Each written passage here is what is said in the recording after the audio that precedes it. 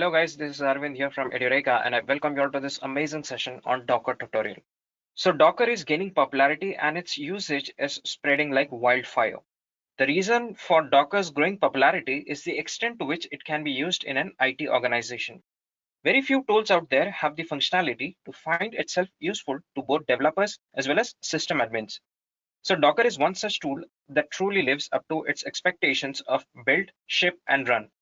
So before we move any further, let us have a quick look at the agenda for today's session.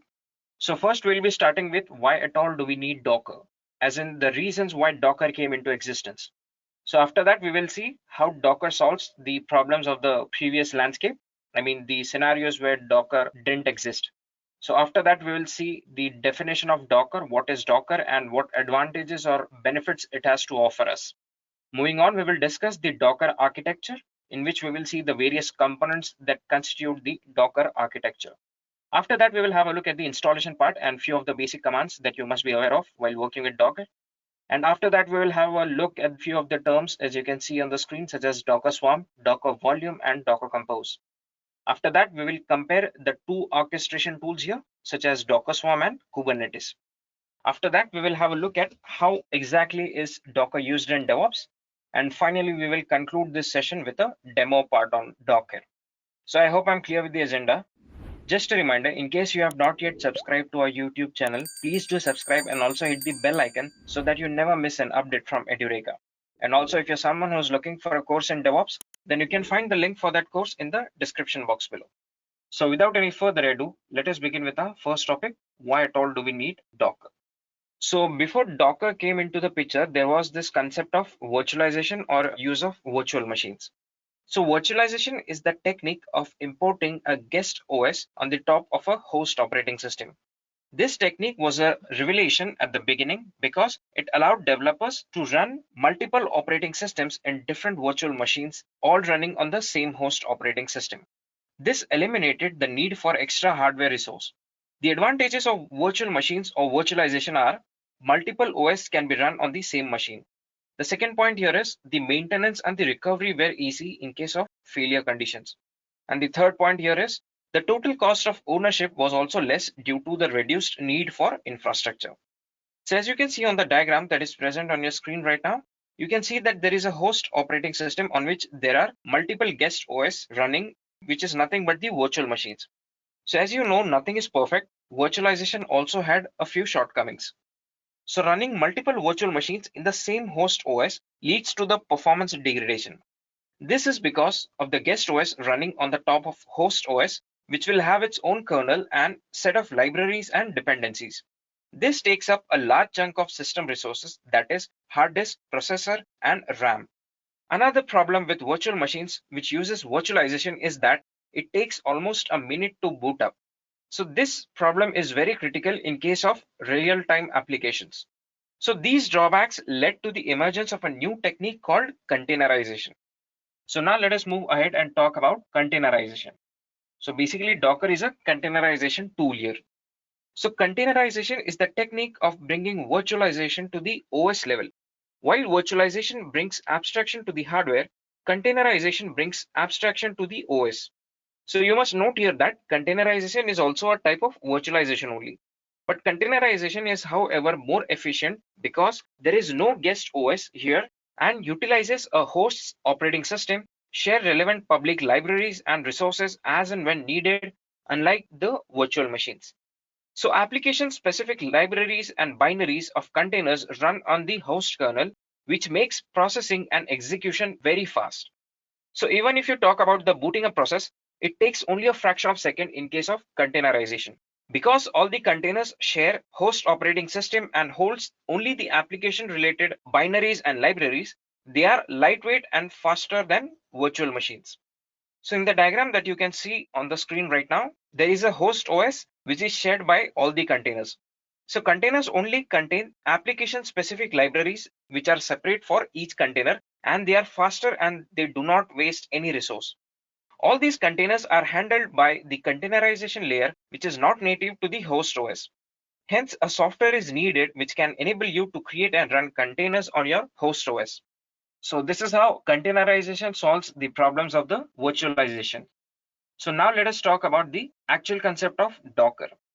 So in simple words, Docker is a software containerization platform, meaning that you can build your application, package them along with their dependencies into a container, and then these containers can be easily shipped to run on another machines. For example, let's consider a Linux-based application which has been written both in Ruby and Python. So this application requires a specific version of Linux, Ruby, and Python.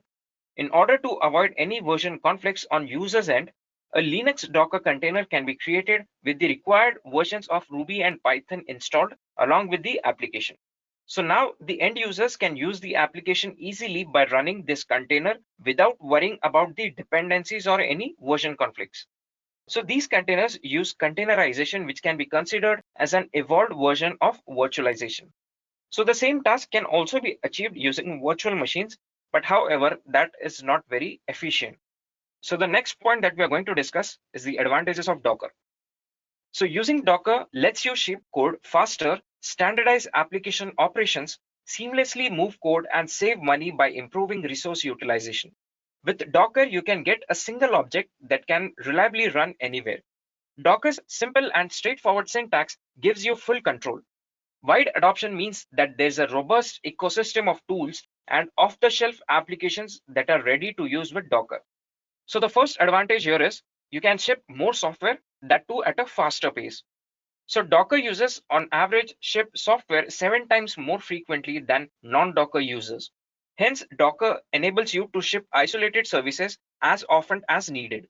So the second point here is standardization of operations. So small containerized applications make it easy to deploy, identify issues, and roll back for remediation. So the next point here is the seamless movement of applications. So Docker-based applications can be seamlessly moved from local development machines to production deployments on any environment. Say, for example, you can move it to the cloud environment as well. And the last point here is the cost efficiency. So Docker containers make it easier to run more code on each server, which improves your utilization, and thereby you save a considerable amount of money. So these were a few advantages of using Docker. So the next point that we are going to cover is the Docker architecture. So Docker architecture includes a Docker client, which is used to trigger Docker commands, a Docker host, which runs the Docker daemon, and a Docker registry, which stores the Docker images.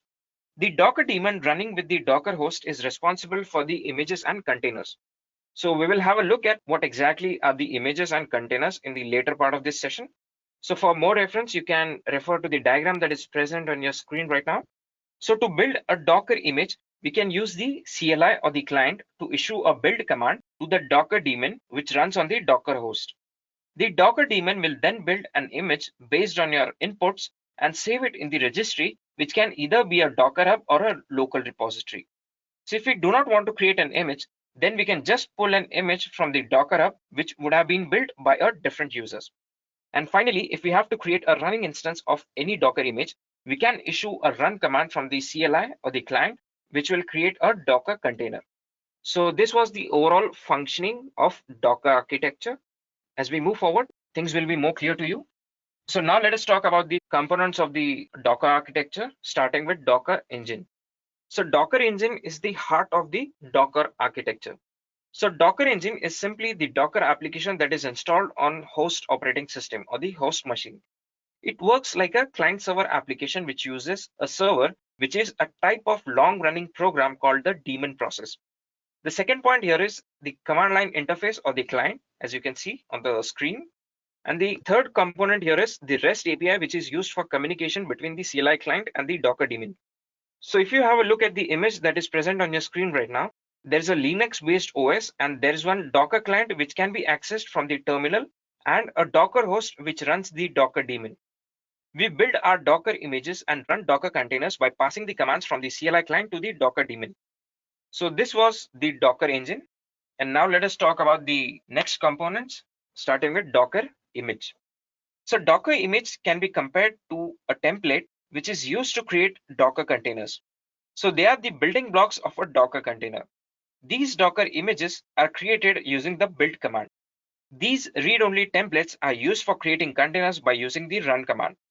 So Docker lets you create and share software through Docker images. Also, you don't have to worry about whether your computer can run a software in a Docker image. A Docker container is always there to run it. So in case of Docker images, you can use a ready-made Docker image from the Docker Hub or create a new image as per your own requirements. So let's move on and discuss a few things about Docker container. So Docker containers are the ready applications created from Docker images. Or you can say that a Docker container is the running instance of a Docker image. And this Docker containers hold the entire package needed to run the application. So a Docker container happens to be the ultimate utility of Docker. So if you talk about the applications, so every application is run inside a container. Now let us talk about the Docker registry. Docker registry is where the Docker images are stored. The registry can be either a user's local repository or a public repository like the Docker Hub, allowing multiple users to collaborate in building an application. Even with multiple teams within the same organization can exchange or share containers by uploading them to the Docker Hub. Docker Hub is Docker's very own cloud repository, which is similar to GitHub. With this, we have completed the architecture portion of Docker.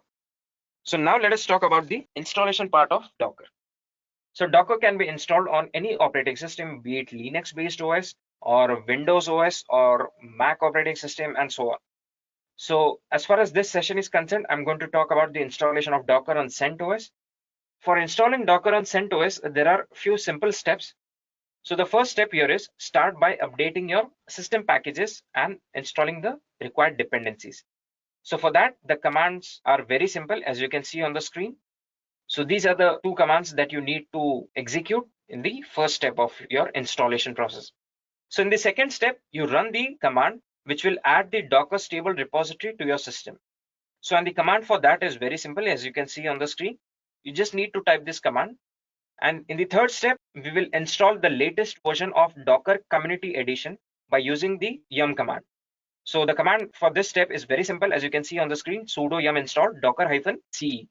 So once the Docker package is installed, you can start the Docker daemon and enable it automatically. So the command for that is very simple. In this step, you have to execute two commands.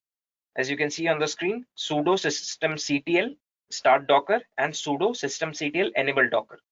So this was the fourth step.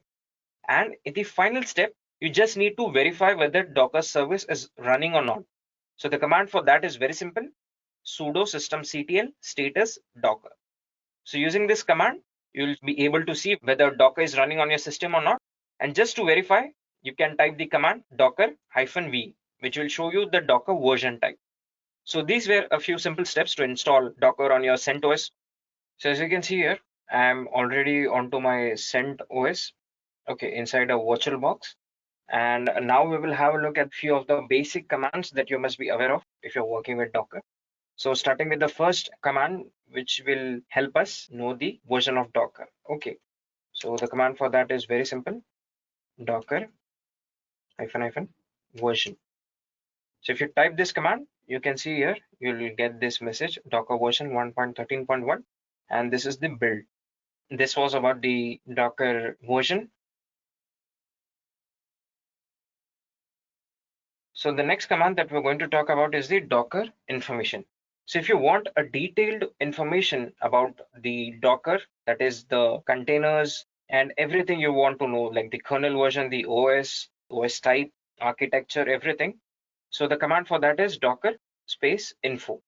So as you can see here, this is the command that I just executed, docker space info. So let me just clear the terminal here. So we have started with two basic commands here. And now let me just start Docker here. Okay, so that we will perform some operations. So the next command that we're going to discuss here is the docker pull command. So this command is used to pull images from the Docker repository.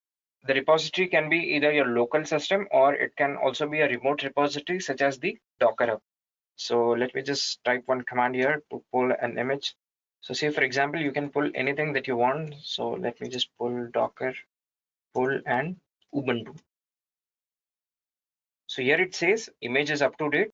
So the image has been pulled here, and if it exists, it updates it. Okay, if it already exists on your system, like if you have downloaded it previously, so it just updates it with the latest version. So now to see a list of images, so there's one simple command here, docker images.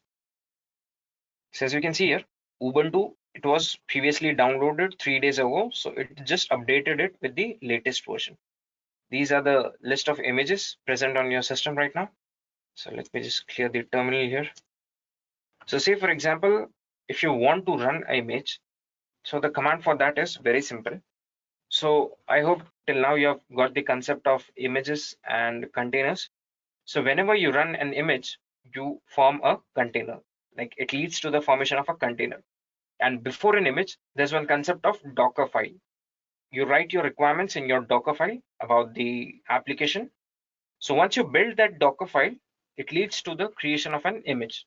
Let's just first try to run an image here. So say for example, the image that we just saw, such as Ubuntu. So the command for that is very simple, docker run -it -d and the name of the image. Okay.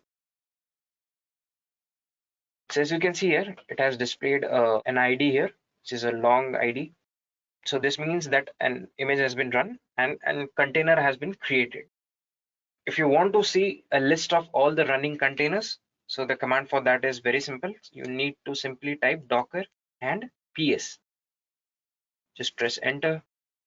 So as you can see here, this is the container ID, name of the container, and it was created 37 seconds ago. So we just created a container here, Ubuntu container. And if you want to see a list of all the running and exited containers, so the command for that is docker ps-a. So as you can see here, this is a pretty long list. So these were the containers that were created and they were exited. So let me just clear the terminal here. So now we have created a container, like we created a container in the previous command before docker ps. And if you want to access it, so how do you do that? So for that, we need the container ID of the particular container that we wish to access.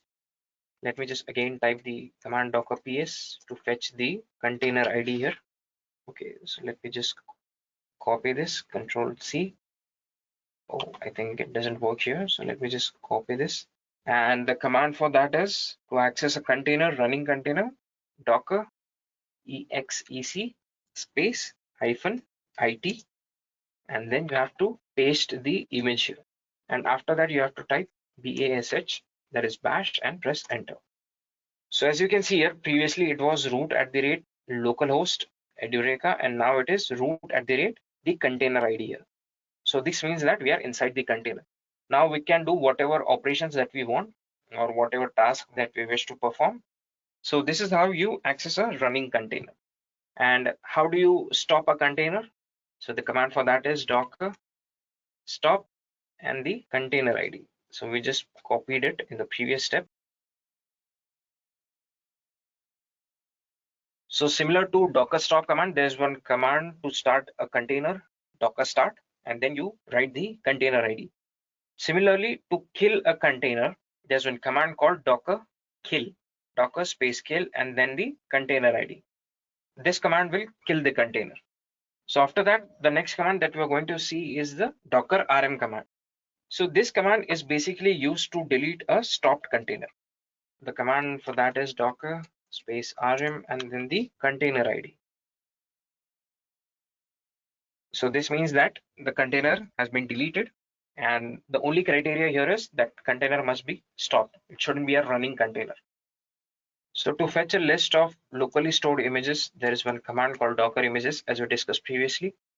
So say for example, if you want to delete any image here, so let me just copy the image ID here of this image, and the command for that is docker rmi, that is remove image, and simply paste the image ID here. Okay, and press enter.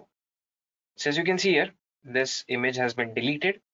So this is the docker rmi command. So let me just clear the terminal here. So the next command that we're going to discuss is the docker commit command. So this command creates a new image of an edited container on the local system. So let's just have a look at the docker running containers. Okay, so nothing is running as of now. So let's just run a particular image. So let's just have a look at the images here. Docker images. So say for example, if I have to run this image, so for that I'll be needing the image ID here. Okay, so let me just copy this. So as we saw previously, let's just use the run command, docker run -it -d and the image ID. Okay, so just paste it here. So now we have a running container. Okay, docker ps. So this is the running container that we have right now. So as we discussed, we are learning here about the docker commit command. So the command for that is docker commit. We just copy the container ID here, copy, commit, and here you have to type the container ID, and after that the username and the image name. So the username here is, it doesn't have a username, so let's just type the image name. So as you can see here, the docker commit command has been executed. So let me just clear the terminal here. And the next command that we're going to discuss is the docker login command. So this command is used to log into the Docker Hub repository. So there's this URL called hub.docker.com. So there you have to go and sign up, and then you'll be able to log in it using the credentials that you use on this URL. So let me just use this command docker. So let me just use this command here, docker login. So it is asking me for the username here. So let me just type it. So I've already signed up on this hub.docker.com. Let me just enter my credentials here.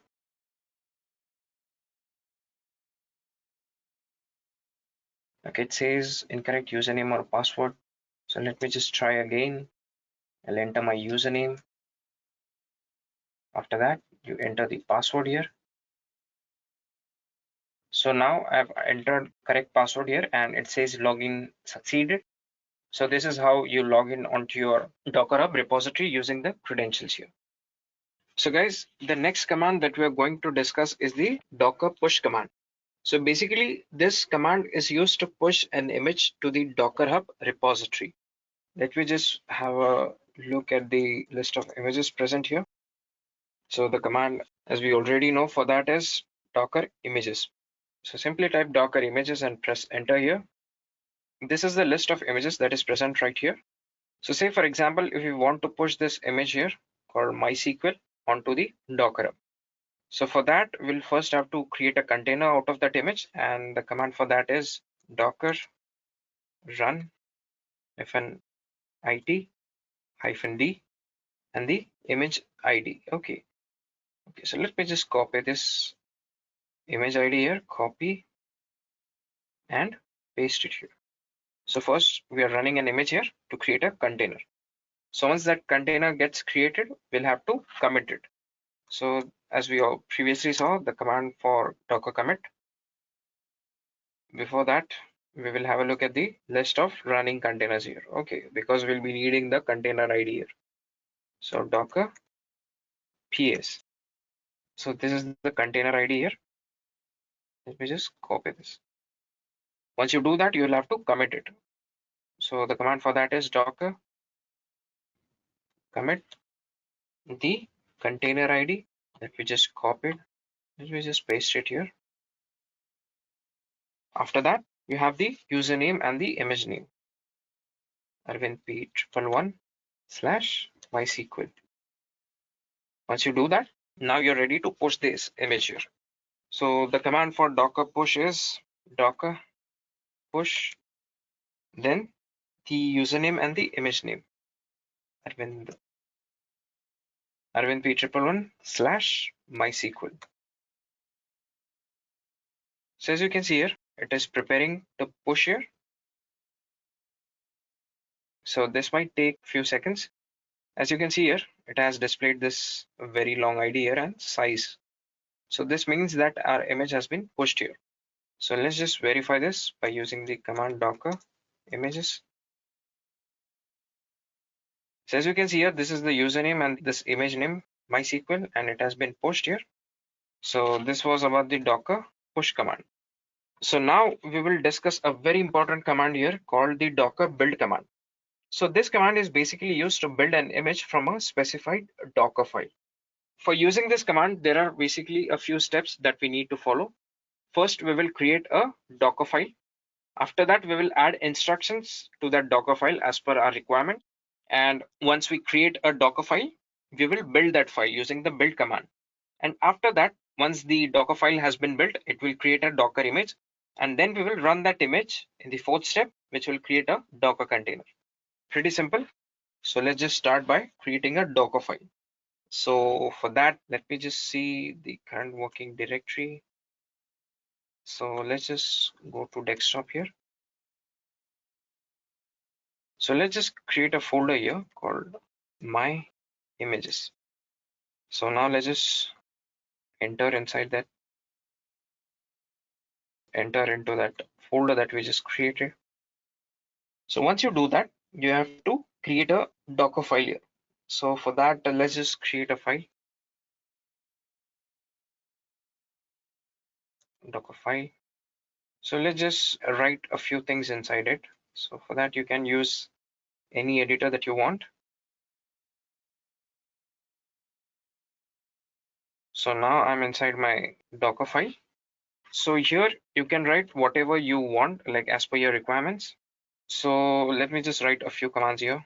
So say for example from Ubuntu, and after that I'll write the maintainer name here. I'll write my name, and you can write name as well as email ID if you want. Email ID is totally optional here. I'm just simply writing maintainer, that is my name. And after that, let's just write one command called run, wherein we will yum update. So this command will run inside our container. And after that, let's just write something on the terminal. So say for example, you have to write one statement, any sample statement. For that, we will use echo. And after that, hi, Arvind here from Edureka, or whatever you want. So let's just write that, Arvind here from Edureka. So once you do that, this is all that we had to write. Simply save and exit. So let's just verify the contents of this file here. From Ubuntu, as you can see, maintainer Arvind, run yum update, and the echo statement here on the command line. So once you do that, you have to build this image. So for building this image, you can specify the actual path of the image. If you're not present on the actual location of the image, you can specify the path of this image. So right now, since I'm already inside this folder here, my images, so I'll just simply use this command called docker build. And after that, you can simply either type a dot here, or what you can do is you can use this command called docker build -t and the name of the image. So say for example, Arvind image, I'll name it, or you can name it whatever you want, and the version of the image. So in case you have multiple images, so in that case, different versions of the image will help you identify your image. Arvind image 1.0. Let me just run this command here.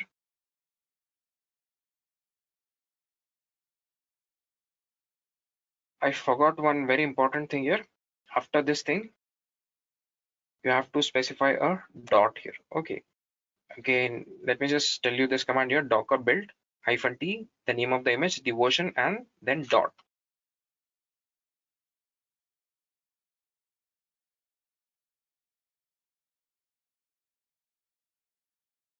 So as you can see here, this is the command that we are going to run, apt-get update. And after that, we have to write something on the command line. So say, for example, I'm echoing one sentence here, hi, Arvind here from Edureka. So once you do that, press escape, save and exit. So let's just verify the contents of this file here. Everything looks perfect now. So now we will build this Docker file. So the command for that is docker build. So now you can specify the absolute path here. Okay, so say for example, if you are at some other location and your present working directory is something else and your Docker file is present somewhere else. So you can specify simply the path of the Docker file. As of now, I'm present in this folder only. So I will just write this command here, docker build -t. It's the parameter, and then the name of the image. You can name it whatever you want.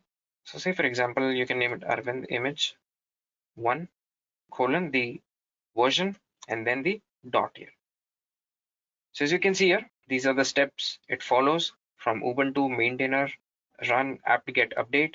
and this is the sentence that we just displayed here. Okay, so once this is done, it means we have built an image from a Docker file.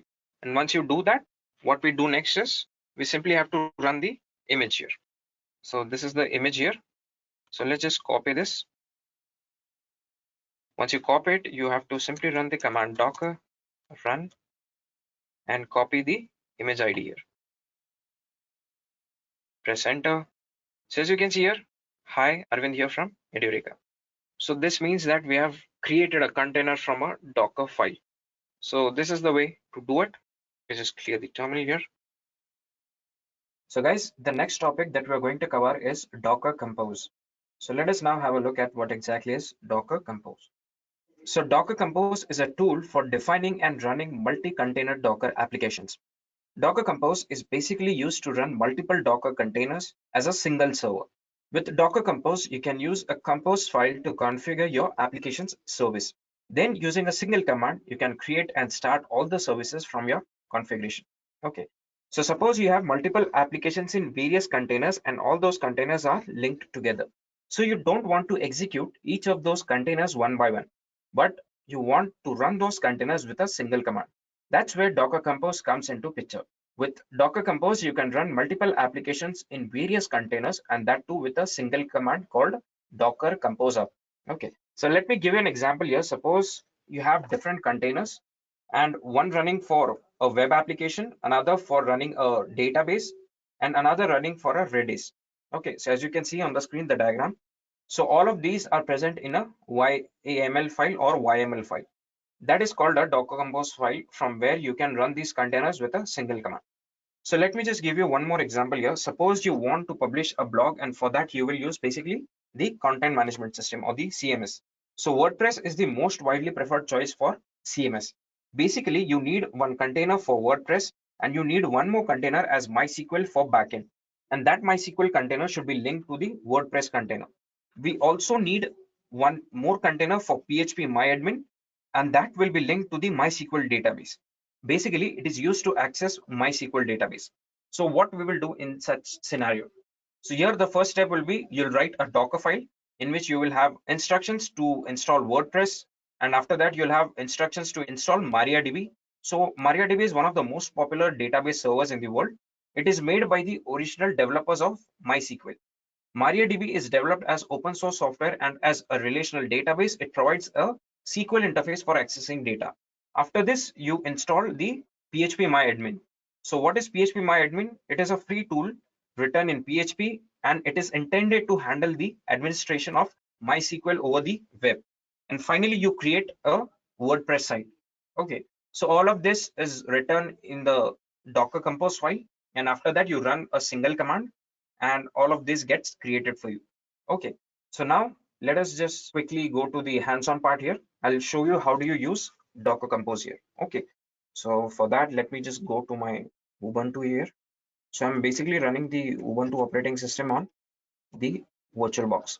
Okay, so right now I'm on my terminal, and what we have to do is the prerequisite here is obviously you need Docker installed on your system and a Docker Compose as well. So let's just verify this Docker hyphen version. Okay, so this gives us the Docker version, and after that let's just quickly confirm the Docker Compose version. So Docker Compose is also there and Docker is also there. Okay, so after that, for this demo part, what we have to do is, so in this demo I'll be showing you how do you create a LAMP stack environment here on your Ubuntu operating system. So LAMP stack basically is Linux, Apache, MySQL, and PHP. Okay, so what we will do is we have to start with mkdir. We'll create a directory here first. We are at Edureka home. Let's just quickly create all these things on desktop here. Okay, so let me just clear the terminal and we'll start again. Okay, so here first let me create a directory mkdir -p Edureka lamp. You can name it whatever you want. Okay, slash document root. So once we are done with this, what we'll do, we have to echo a statement here. I'll be explaining this. Just let me just quickly execute this. Then I'll tell you why are we doing this. Okay, to that PHP info. For those who have worked with PHP already, you must be knowing these things. So after that, question mark, and to this we have to write our directory name here. It's Edureka and document root.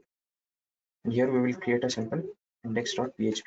Okay, so this is done. So here, what is the meaning of our code? It simply consists of a PHP info function, its output, which is a page showing the information about PHP, and this will be what our server will display by default. Okay, now let us just create a Docker Compose file wherein we will have all our instructions. Okay, so what we need to do, so what we will do is we'll create one file here, touch docker compose dot. You can either use YAML or YML, any one of them. So both are fine. Okay, so this has been created here, and let's just write a few instructions there. Okay, so I'm using this VI editor here. You can use anyone that you want. You can use Nano, you can use gedit or whatever. Okay, so press I to insert. So here I will copy one code snippet here. So this is the code that we are going to write in our Docker Compose file here. Okay, so let me just quickly explain you the code here. So here we start by providing instruction about building and connecting our containers into the Docker Compose file. Okay, so all definitions must be provided in the services section here. So as you can see, the services section here, the first line that we have inserted here is the version. Okay, so as you can see here, the first line here is version. So what this specifies, it specifies what Docker Compose syntax version we are going to use, and in this case it is 3. Okay, so as you can see here, the latest main version available is 3 only, and inside the services section we start describing our service by specifying its name. So say for example, we have written it here, PHP Apache. Okay, so this is basically an arbitrary name. You can name it whatever you want as per your convenience. And then we write instructions for building it. Okay, so if you talk about the next keyword here, image, the image keyword lets Docker know what image we want to use to build our container. So in this case, it is PHP 7.2.1 Apache. Okay, so this will provide us PHP 7.2.1 together with Apache web server. Okay, so if you want any other version of PHP, you can just choose from any of the images that are provided on the Docker Hub. Okay, so if a particular image is available on Docker Hub, then you can write that version here.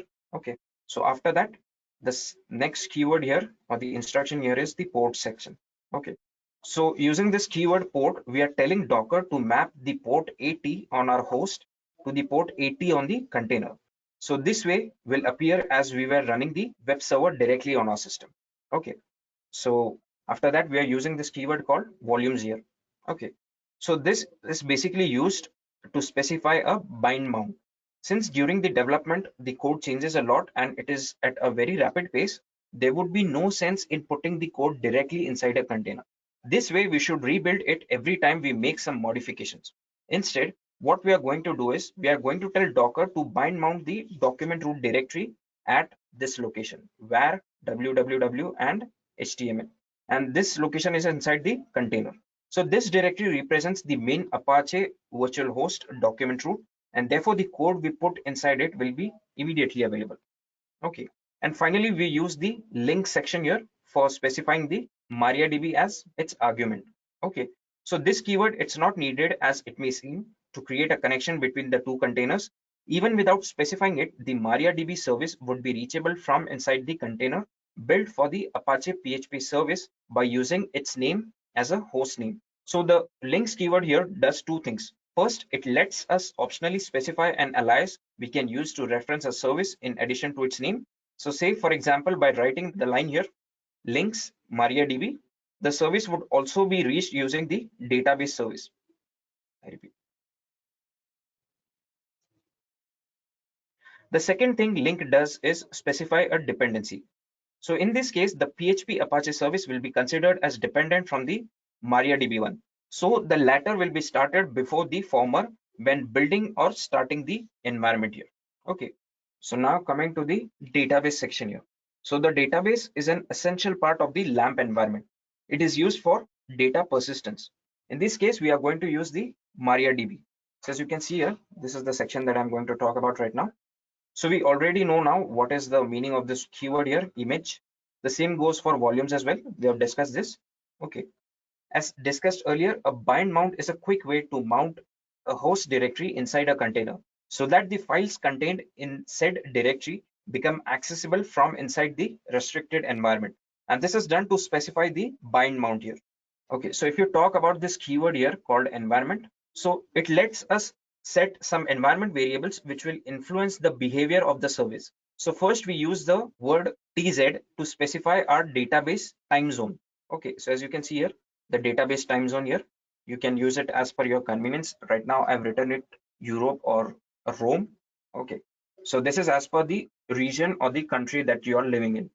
Okay, so I'm not living in Europe or Rome right now, but still I've written it as a part of our example.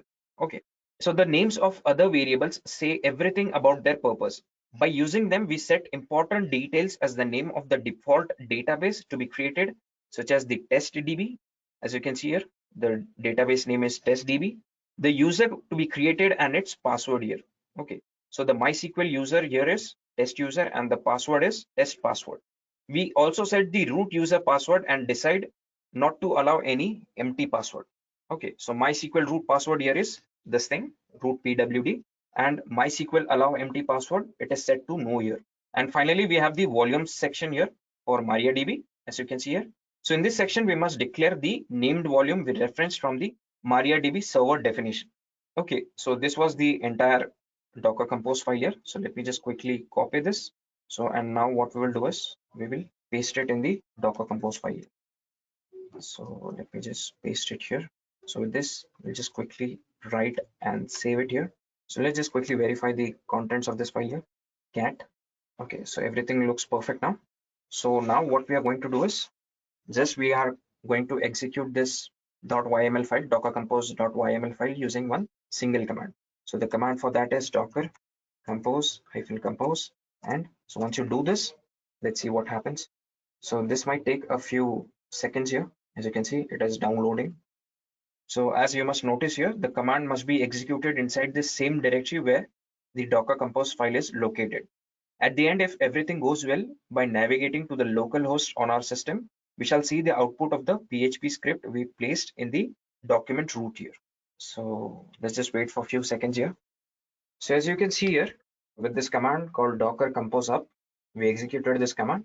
And previously I was running an Ubuntu based VM, but there was some issue on that system. So I quickly switched to CentOS system and I created the same YML file. And after this, after creating and saving the YML file, docker compose.yml file, I executed this command, docker compose up. And after that, you just have to go to your local host. So as you can see here, I simply typed localhost, and this is your LAMP stack environment here, your local development environment. So this is how you create a LAMP stack using a Docker Compose file. Okay, so the next part that we're going to cover is the Docker volume. So in case of Docker, the data is stored inside the container, and when we remove the container, data will be lost. So in this section, we will see how to create Docker volumes, how to attach it to the containers, and how the same volume can be shared across two or more containers for storing the data. First of all, let us just see why at all do we need volumes for Docker. So as we already saw, on deleting the containers, the volumes will not get deleted. Attaching or detaching volume to the containers can be done easily. Docker volumes can also be shared among different containers. Docker volumes can also be used for decoupling the containers from the storage. And the final point is storing volume on remote host or cloud can be done easily. We can have a logic division of the data as well as the container. We can preserve the data in a way that if we remove the container, then also our data will not get deleted. So after destroying the container, we can attach the volume to the any existing containers as well as new containers. Basically, this was the whole idea behind the concept of Docker volume. So now let us just quickly have a hands-on on the volume part. So let me just type the command docker volume. So as you can see here, these are the syntax of Docker volume, its usage and the purpose, manage volumes, commands that you can use with Docker volume. So let's just create a volume here, and the command for that is docker volume create and Edureka volume. You can name it whatever you want. Okay, once you enter this, the volume gets created. And now how to see the list of volumes present, docker volume ls. Okay, so as you can see here, these are the list of volumes. So this is a volume that we just created, Edureka volume. CLEAL. Let me just clear the terminal here. So once you do this, how do you inspect a volume? So the command for that is docker volume inspect and the name of the volume, Edureka volume. So basically this command will give you the details about the creation of the volume, its location, name, scope, and so on. You just press enter here. Okay. So these are the details of this volume: created, driver, labels, mount point, name, options, scope, etc. So let me just clear the terminal here. After that, now what we will do, we will create containers with the volumes attached to them. So let's just create a container here. Okay, the command for that is docker container create, the name of the container, my Edureka1 -it, the mount command, and the source and the target here. So let me just press enter here.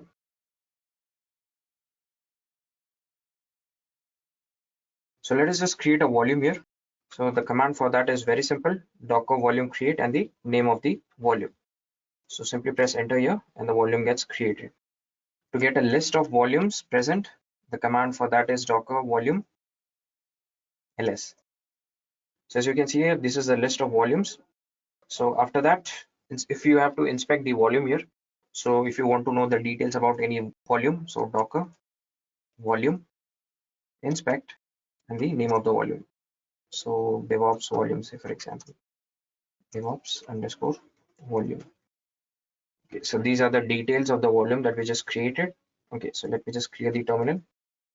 So now what we will do is we'll create one container here. So let me just type the command here. So this command will create the container along with volume attached to it. So now let us just start this container here, docker container start in the name of the container.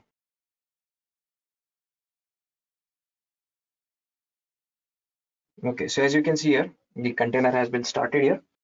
So if you want to see the list of containers here, so for that we can use the command docker ps command. So as you can see here, this is the container that we just started, my busybox1. So now what we'll do is we will copy files between containers from a shared volume. So let us create a scenario in which we will create a file in one container at the shared location, and we will try to access that file from another container. So let's just create another container named my busybox2. So the command that we previously used, it was named my busybox1. So now just let's create another container using the same volume, my busybox2. So the container has been created here, and just to verify, docker ps -a.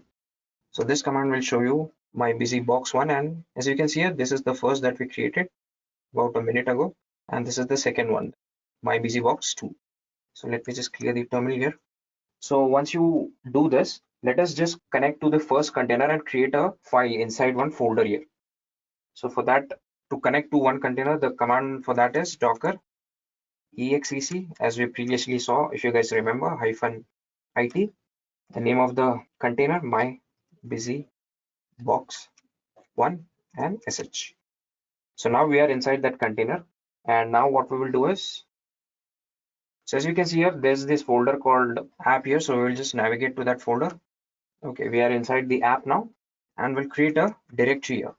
So the directory should be DevOps. You can name it whatever you want. So let's just verify this. Okay, so the directory has been created, and we will navigate to that directory now. So let's just exit this for a moment, and now what we will do is, now we will copy a file, any HTML file from local system into the location, that is app and DevOps. This is the location that I'm talking about, app DevOps. Okay. So as you can see here, we have this file here called index.html file. So we will just copy this from this location to the app DevOps in my busybox. So that is the first container. Okay, so the command for that is docker container cp for copy the name of the file index.html, and then the location, my busybox, the name of the container, box1, the app folder, and inside that the directory called DevOps. Okay, so this is done. So now since both the containers have a common volume, so let's just go to the second container here and just verify whether this index.html is present there or not. So let's just connect to the second container here For that, you need to type docker exec-it, the name of the container, my busybox2. Remember, we are going to the second container here, and sh. So here it says it is not running. So for that, first we'll have to start it. So the command for that is docker container start and the name of the container, my busybox2. So it has been started now, and now let's just go into this folder. Okay. So once you do that, let's just quickly navigate to the folder cd app ls. Okay, so here also we have this directory. Let's just go to that directory. So since we didn't start the container, so now what we'll do is we'll just quickly exit this, and now let's just copy this. So we'll again use this command called docker container copy this file index.html into the first container and this location app DevOps. So let me just do this. So now let us just go inside the second container here using this command docker exec-it my busybox2 sh. Okay, so now we are inside that. So let's just quickly navigate to the folder app cd DevOps. So now let's just see here. So as you can see here, in the previous step, we had forgotten to start the container. We started and we accessed that container. So as you can see here, inside the second container, we have this file called index.html. So this is how you share the files among the containers having a common volume. So in this way, you can share the other data as well. This confirms that both the containers are sharing the same volume. So we can check the mount point location of the volume using the docker volume inspect command as we previously saw. So let me just exit this. So the next thing that we're going to talk about is how to remove a volume here. So let's just first have a look at the list of volumes here. So say for example, if you want to remove this volume called MySQL data here, so the command for that is docker volume rm and the name of the volume MySQL data. So this has been removed here. So if you want to remove all the volumes at once, so the command for that is docker volume prune. So this command will delete all the volumes at once. So this was about the docker volume concept. So now let's just quickly move on to the last concept of our session here, which is nothing but Docker Swarm. So Docker Swarm is a technique to create and maintain a cluster of Docker engines. The Docker engines can be hosted on different nodes, and these nodes which are in remote locations from a cluster when connected in swarm mode. So you must be wondering what is the exact use of swarm mode. So achieving high availability without any downtime is a priority for every service provider out there. So will high availability impress your clients? Well, they won't be impressed if they face downtime. So that's a no-brainer. And if you talk about the other benefits of Docker Swarm, like a lot of other services, Docker Swarm does auto load balancing for us. Hence, there is no need for DevOps engineers to route processing requests to other nodes when one fails. The clusters manager will automatically perform load balancing for us. Decentralized access is another benefit. So what does that mean? It simply means all nodes can be accessed easily from the manager, and the manager will also prompt the nodes on a regular basis and keep a track of its health or status to cope up with the downtime. However, nodes cannot access or track the services running in another nodes or managers. You can check the number of containers running in a node, scale up the number of containers or scale down the number based on our requirement by just executing a single command.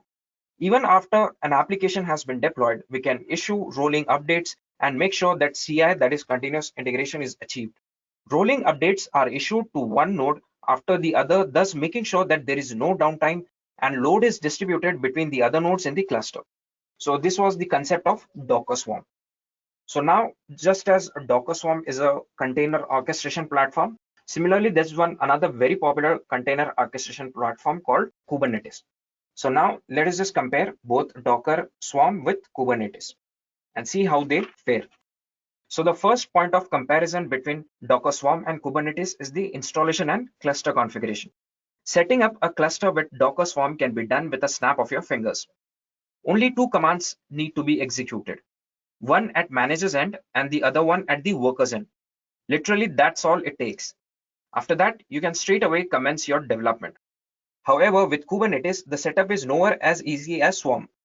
You need to run commands to bring up the cluster, then to define your environment, then to define a pod network, then to bring up the dashboard, and finally the cluster would be hosted.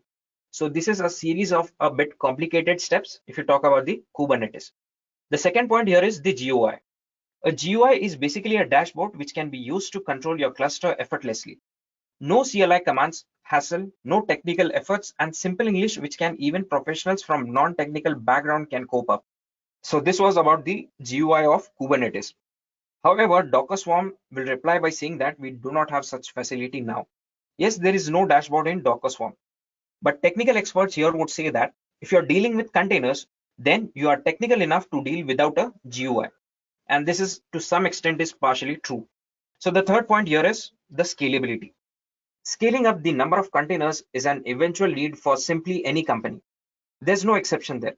And here both Kubernetes and Swarm hold a firm stand. Neither of them wins. Kubernetes is slightly better at maintaining the cluster strength, whereas Swarm is slightly faster at scaling up. So my personal opinion here is cluster strength is more important than anything. In production environment, I would rather ensure more stability than agility in scaling. Hence, I would say Kubernetes is better than Docker Swarm in scalability point. So the next point here is the auto scaling aspect. The clear winner here is Kubernetes. This is because Kubernetes are intelligent enough to analyze your server load and scale up or down as per the requirement. There is no need for manual intervention.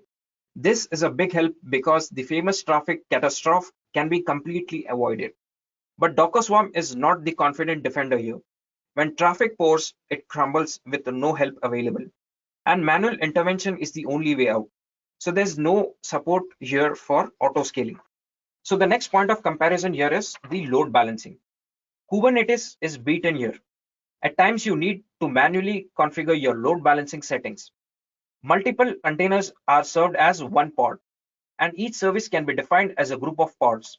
Now the challenge is to get these pods to talk to each other as they should be easily discoverable. Since the services are used for discovery and not their IP addresses, hence it is a challenging task. So if you talk about the Docker Swarm, load balancing here is very simple because Swarm does the auto load balancing. There is no connect of pods and hence all the containers discover each other with a network IP address, which happens automatically as long as the nodes are connected to the cluster. So now let us just move on and discuss the sixth point here. So the next point is rolling updates and rollbacks. So Kubernetes wins here again. In fact, both Kubernetes and Swarm clusters support the concept of rolling updates to containers. Kubernetes perform rolling updates to pods as a whole, while Swarm does it to the containers straight away. Rolling updates is the process of progressively and gradually deploying the updates to existing apps in all containers. But Swarm is beaten because it does not do it automatically. So if you talk about the rollbacks, Swarm does not do it automatically. Whenever something goes wrong while deploying your updates, both Kubernetes and Swarm provide an option to roll back to the previous stable deployment. But only Kubernetes does auto rollback in case of a failure condition. The master of the cluster closely monitors the updates and deployments. So moving on to the next point, the data volumes. So Kubernetes allows us to share storage volumes between multiple containers inside the same pod. However, Docker Swarm allows us to share storage volumes with any container. But the advantage with Kubernetes is that storage can be easily mounted on local storage or either on public clouds like the AWS, GCP, or even shared network like the NFS. And the last point of comparison between Docker Swarm and Kubernetes is the logging and the monitoring. Kubernetes provides inbuilt tools for logging and monitoring. Logging helps in quickly analyzing the logs and understanding where the problem lies in case of a failure. Monitoring helps the master to constantly be aware of the health status of the nodes and the services containerized by them. Kubernetes does inbuilt logging and monitoring. However, with Swarm, we can use any third-party tools such as the ELK. So this was the comparison between Docker Swarm and Kubernetes. So with this, we have come to the end of this session on Docker tutorial. I hope you guys have enjoyed this session and you have understood whatever that we have discussed or seen here. So if you guys have any problem, you can write your queries in the comment box below and my team is here to help you with all your problems. So till then, happy learning and cheers. I hope you have enjoyed listening to this video. Please be kind enough to like it, and you can comment any of your doubts and queries, and we will reply them at the earliest. Do look out for more videos in our playlist and subscribe to Edureka channel to learn more. Happy learning!